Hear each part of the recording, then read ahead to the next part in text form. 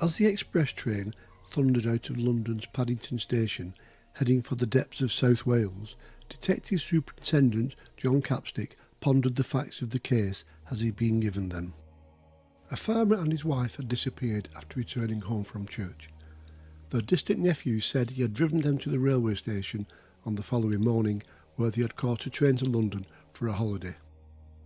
There had been no word from them since, and anxious family and friends had voiced their concerns to the local police, and in turn the Chief Constable of Carmarthenshire, T. Herbert Lewis, after initially having his officers investigate, had travelled to London to ask for the assistance of Scotland Yard. After a meeting in the Deputy Chief Constable's office, Capstick was tasked with solving the mystery. This was to be his second trip to Wales on a murder case. 5 years earlier, the then Chief Inspector Capstick had been in South Wales investigating the brutal murder of Rachel Allen in Watstown. Capstick swiftly secured the arrest and then conviction of local collier Evan Evans, who was, in due course, hanged at Cardiff Jail. We feature this case in episode 4 of Tales from the Hangman's Record. Assisted by Detective Sergeant Bill Hedden, Capstick arrived in Carmarthen late on the afternoon of Thursday, 6th of November 1953, to be met by a large mob of London press. News of the disappearance had reached the tabloids, and reporters converged on the area, scenting a good story in the offing, and any crime with the headlines "Yard called in" made for good copy. As Capstick made his way inside the station that was to be his headquarters for the duration of the investigation, he couldn't fail to notice the large wanted poster displayed outside this and every police station in the county.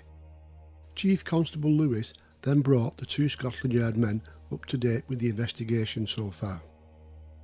On Friday afternoon, 16th of October, fireman John Harris and his wife Phoebe were among a number of mourners at a funeral service at Meadrim, a few miles north of St Clears, just off the main A40 west of Carmarthen. Harris was one of those who helped carry the coffin inside the church. Later that afternoon, the 63-year-old 16-stone ruddy-faced farmer and his semi-invalided wife returned to their home at Derlwyn Farm at Clanginnin, a small hamlet surrounded by acres of farmland and, like Meadrim, nestled a few miles northwest of St Clears. The couple attended some fair business before having tea and getting changed to attend a harvest Thanksgiving service at nearby Bryn Baptist Chapel. The congregation comprised mainly of farming folk, including Robert Morris, a friend of John Harris for over 30 years. As his farm was a fair distance from the chapel, he had driven to the service in his van and parked in the roadway at the side of Harris's farmhouse. At the conclusion of the service, Morris and the Harrises walked back to Derlwyn Farm, a white, square, 8-room farmhouse known locally as the Fox, having once been a public house. He was invited inside and had a quick drink with the Harrises. Morris hadn't been at the house long when a young man called. He was introduced as Ronnie, a distant relative of John and Phoebe, whom he referred to as auntie and uncle. They exchanged pleasantries and stayed chatting until 8:45, when Morris, sensing the young man wanted to talk to them in private, made to leave. As he walked to his car, he saw it was boxed in by a Land Rover, and returning to the farmhouse, learned it belonged to 25-year-old Ronnie, who followed him outside and allowed Morris to move his car and drive away. Apart from Ronnie Harris, he was the last person to see John and Phoebe Harris alive. At 8:30 on the following morning, neighbour Roland James arrived at the farm. A few days earlier he had spoken to John Harris about doing some ferreting on the land. There was no reply when he knocked at the farmhouse, and when he went across to the cowshed, the mystery deepened. The floor was dry, indicating that the shed had not yet been washed out, which in turn meant the cows had not yet been milked. John Harris always milked his cows twice a day, at 7 a.m. and again at 6 p.m. It was most unusual for the animals to remain unmilked by 8:30, unless something was wrong. James left and went to speak to his brother, who lived in the adjacent village, and the 2 men returned to Derlwyn at 11 a.m. They saw that a number of milk churns were on a trolley outside. The cows had now been milked and the shed floor had been hosed down. There was still no sign of John and Phoebe Harris, and a search of the outbuildings revealed that Harris's Austin A40 was missing from the garage. It was learned that the cows had been milked by Ronnie Harris, and when questioned about the whereabouts of his uncle and aunt, said they had gone away on holiday and he was running the farm in their absence. He had ridden them to Carmarthen station that morning in their car, which his uncle had told him to use until they returned. Ronnie added that they had gone to London and they had given him money to cover expenses on the farm while they were away, and asked him to keep their absence to himself. This all seemed quite out of character, but Ronnie Harries was a popular young farmer, and nothing in his mannerisms suggested anything was untoward. Nevertheless, it just didn't seem right. Soon word began to spread that John and Phoebe Harris were missing from home. Although told they were allegedly on holiday, some things didn't add up. It seems some folk had been told the Harrises had gone to stay in Pendine, while others heard they were in London. Either way, farmers didn't just abruptly leave to go on holiday, especially as it was found both had made plans and appointments that they subsequently missed. Local farmers organised a search of their fields and outbuildings. Wells and ponds were pumped dry and rivers dragged. This failed to reveal any clues. Agricultural merchant Simon Phillips, one of John Harris's brothers-in-law, had telephoned Harris on the Friday before the funeral when they discussed the fact Phoebe's father was in hospital at Llanelli. John mentioned he would visit the hospital on Tuesday the 20th of October. When John neither appeared nor telephoned, Phillips grew concerned and that evening went to Derwin with his wife. The house was in darkness and all the doors and windows secured, except for one that led into an outside kitchen. On the following day, Phillips and Phoebe Harris's brother, Lawrence Davis, went to Derwin Farm where they found Ronnie Harries feeding the chickens. Harris was asked again what had happened to John and Phoebe. He maintained they had gone on holiday to London to visit relatives. He had personally driven them to Carmarthen Station from where they had caught the train to the capital. Neither was happy, with Davis adding they would have notified someone besides you if they were going on holiday. They also learned that Harris had arranged for a haulage contractor to take the 5 cows and a calf from Derwin to his father's farm at Cadno, some 13 miles away. Both left Derwin Farm highly dissatisfied, and as a result they contacted the local police and reported their sister and brother-in-law missing. On Wednesday the 21st of October, 5 days after Harris had disappeared, the police visited Derwin Farm. It seemed to the officers that the Harris' trip to London must have been a spur-of-the-moment decision. There were clothes scattered on the bedroom floor, and in the oven was a piece of meat covered with greaseproof paper. It seemed most unlikely that a farmer's wife would go away and leave the house like this. Later that day, police officers interviewed Ronnie Harries for the first time. Harris lived with his wife Doris, who he had married in April of that year, their baby daughter Shirley, and in-laws at Pendine, a dozen or so miles from Derwin Farm. His father-in-law, John Lewis Thomas, owned Ashwell Farm, where the family lived, but Harris continued to work for his father, a farmer and butcher, who ran neighbouring Cadno Farm. Officers visited Ashwell Farm. John Thomas answered the front door and told his son-in-law the police wished to speak to him. They went into the back kitchen, and after the officers had left, Harris explained that there had been an accident on the road and a Land Rover had scraped a car. All owners in the area were being spoken to. He said he had told the police it was nothing to do with him and reassured his wife there was nothing to worry about. Soon the mystery of their disappearance began to seem more ominous. The manager of the Lloyds Bank at Whitland, where Ronnie Harris held an account, told police he had received a cheque at the bank that had clearly been altered. He said on the 19th of October, Harris had telephoned to say he was sending in a cheque for £909. £400 was to be paid into his account and the remaining £509 to be credited to his parents' account held at the same branch. 2 days later the cheque arrived, having been sent to the Midland Bank where John Harris held his account for clearance. The manager of the Midland Bank at St Clears, on receiving the cheque, immediately became suspicious. The wording was unusual, as John Harris always wrote the amount on the second line and this one had the writing on the top. Besides that, the signature was different and it looked like someone had altered the original amount. Furthermore, Harris's account did not have the funds to cover the cheque, so it was returned uncashed. As a result of the attempted cheque transaction, Sergeant Perkins interviewed Harris while he was at work at Cadno Farm. Harris made a written statement explaining that it was his uncle who had altered the cheque. His parents looked on incredulously as the statement was being read back to Harris. "Ronnie, tell the truth," his mother begged. "I don't care if you get 3 years for forgery, as long as John and Phoebe turn up safe." Harris maintained he was telling the truth and the couple were in London. When this was reported back, and combined with the findings at Derwin Farm, detectives were convinced that this was something far more serious than a missing person inquiry, and Chief Constable Lewis caught a train to London.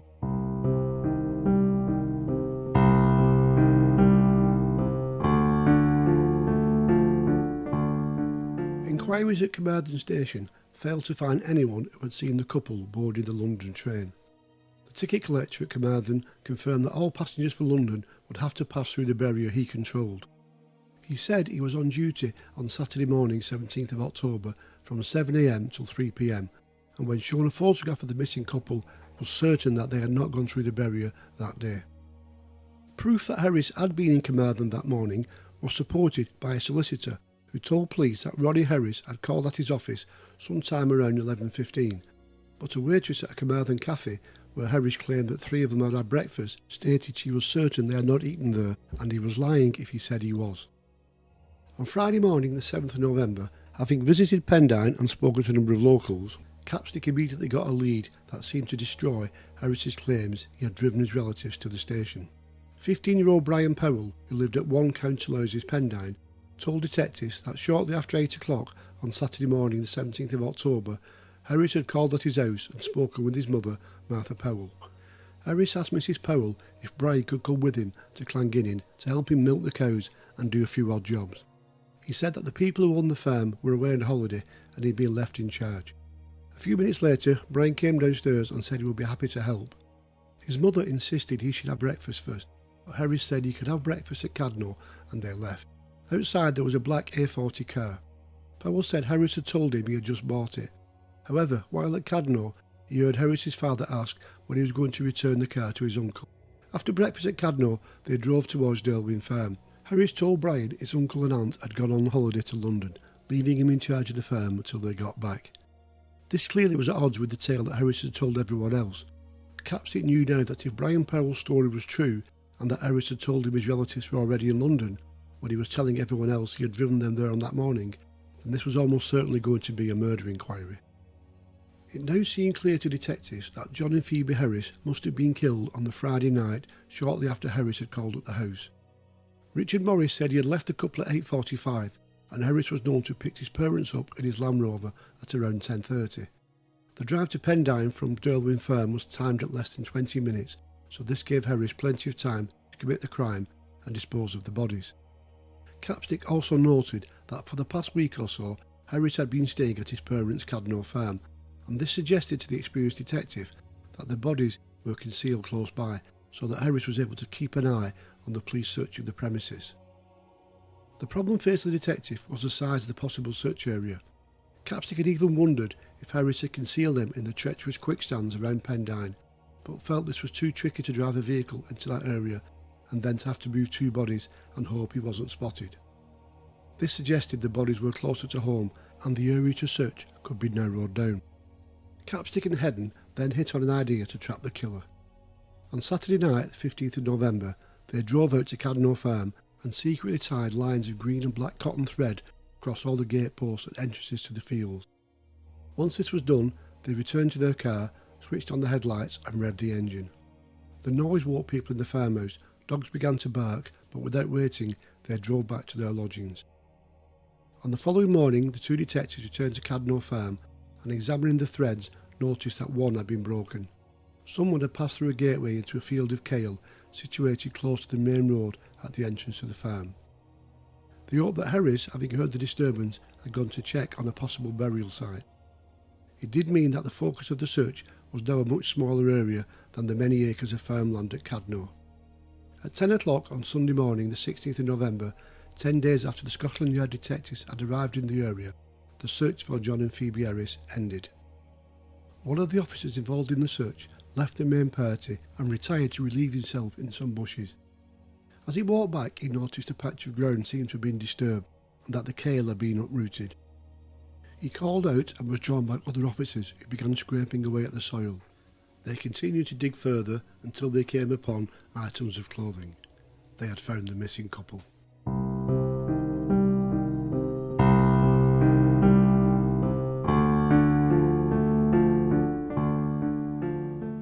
Harris was informed that the bodies of his aunt and uncle had been found, that he would be placed under arrest and taken to the police station for questioning.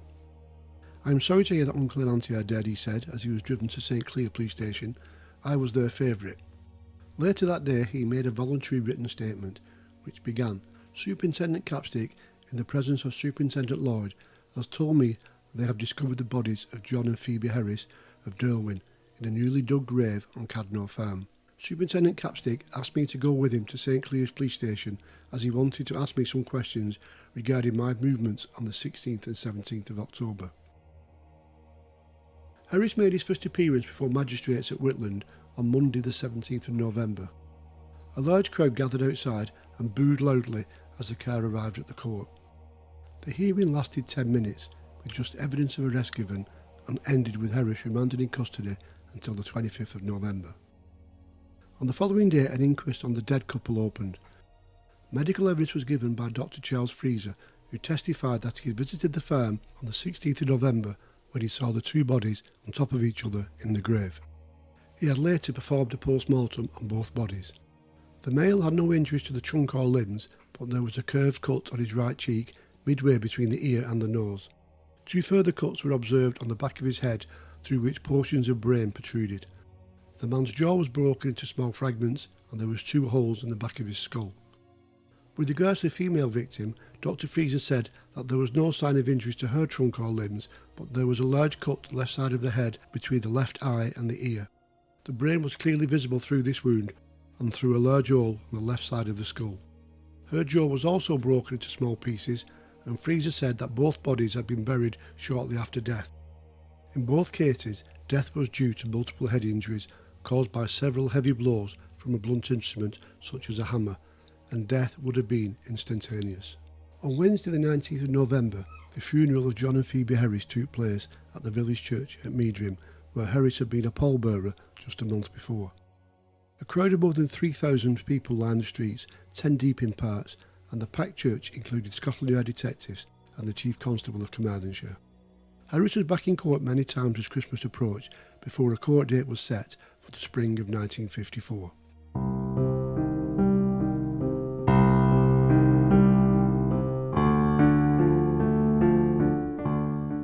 Ronnie Harries appeared at Carmarthen Assizes on the 8th of March before Mr Justice Havers and a jury of 10 men and 2 women. As was the norm in cases of multiple murder, he was tried just for the murder of one victim, in this case John Harris. The prosecution was handled by Mr Edmund Davies QC, while H. Vincent Lloyd-Jones QC represented the accused. Murder trials were a rarity in these parts, and it was over 40 years since a man had been sentenced to death for a murder in Carmarthenshire. Outlining their case, the prosecution said that the motive was pure and simple greed, and that Harris had coveted his relatives' property and money. It was believed that as they were both wearing outdoor coats when their bodies were discovered, Harris had committed the crime by persuading the couple to come with him to Cadno Farm. There was no evidence of any struggle at their home, and the probable murder weapon, a hammer, had been found at Cadno. Tyre tracks caused by Harris's Land Rover had also been found near the gravesite. On Friday the 12th of March, the 4th day of the trial, Harris took his place in the witness box and over the next 5.5 hours gave his account of the events. He maintained his claim that he had gone to Carmarthen with his aunt and uncle and denied that he had been at Derlwyn Farm with Brian Powell on the Saturday morning as the young boy had claimed. Harris said that over the past year or so he had lent John Harris large sums of money and purchased goods on his behalf, including poultry food and tractor tyres. He claimed the total amount he lent his uncle was £909. And in repaying this money, his uncle had amended a previous cheque for £9 to pay for some petrol he had put in the Austin car. This £9 cheque was returned to his uncle at his own request on the 13th of October so he could alter it to £909. With regards to the murder weapon, Harris denied borrowing a hammer from Hubert Lewis. Harris also refuted the police assertion that they had found a joint of meat in the oven at Derlwyn Farm. He said that his aunt and uncle had gone to Carmarthen to catch a train, so of course they could not possibly have left a joint in the oven as they had suggested. After a weekend break, trial resumed on Monday the 15th of March. In desperation, Harris attacked various witnesses who had given evidence against him, even accusing Lawrence Davis and Simon Phillips of lying so that they could inherit Derlwyn Farm. He even accused his father-in-law of telling lies. On the following day, after counsel had summed up their cases and the closing speeches made, the jury were asked to retire to consider their verdict. They needed just 90 minutes to find Harris guilty of the murder of John Harris. The charge against Phoebe Harris was to remain on file. Asked if he had anything to say before sentence of death was passed, Harris replied, "Yes, sir, I am not guilty, sir, and my conscience is clear."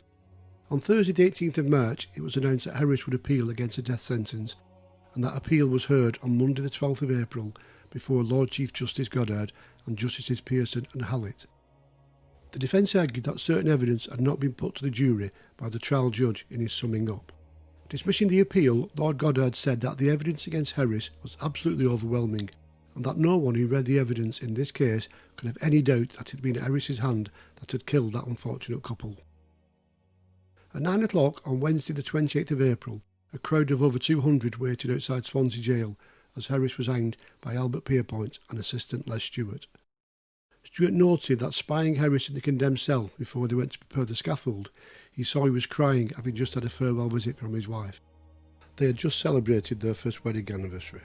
As the hangman entered the cell and strapped his arms on the following morning, Harris again began to cry, and even though the walk to the trapdoors was just a matter of a dozen or so yards, Harris lost his composure and slumped to the floor, having to be carried the last few steps before he was quickly dispatched.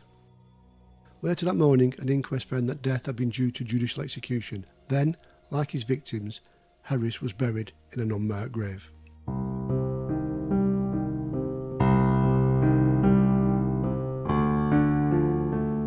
My name is Steve Fielding. Thank you for watching and listening to another episode of Tales from the Hangman's Record.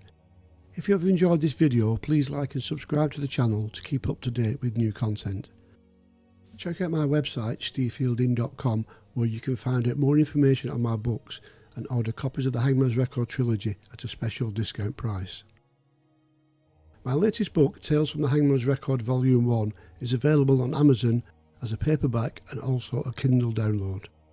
Look out for my podcast channels, Tales from the Hangman's Record, which is now available on all platforms, and also Mostly Murder, which will start broadcasting in the summer. Please use the comments below for your thoughts on this case and for suggestions for further episodes in this series.